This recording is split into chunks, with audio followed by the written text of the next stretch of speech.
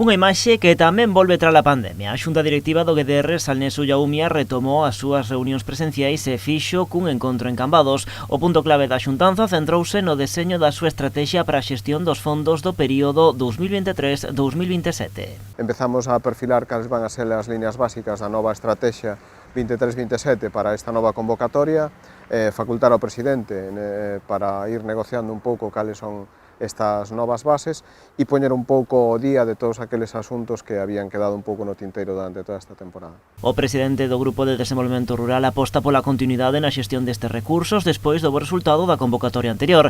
Vidal Seaje agarda un incremento dos recursos para a vindeira convocatoria, o que supón tamén un maior esforzo de xestión. Consideramos, e así estamos tratando con a Gader e coa Xunta, de que vai a ser unha convocatoria potente, de que seguramente dispoñamos de, efectivamente, máis recursos económicos, o que sin duda vai a propiciar que seamos quen de dar cobertura a un sinfín de proxectos que están aí en estado latente e seguramente máis pronto que tarde verán a luz. O que non mudan son os obxectivos do GDR centrados no impulso ao mundo rural como espazo rico en recursos e no que se pode xerar riqueza. O fin último de todo isto pois, é darlle un pulo ao sector rural, cada un desde a súa perspectiva, desde a súa óptica, aporta a ese conxunto pois o seu saber facer en canto a nivel institucional ou tamén a través dos tecidos asociativos.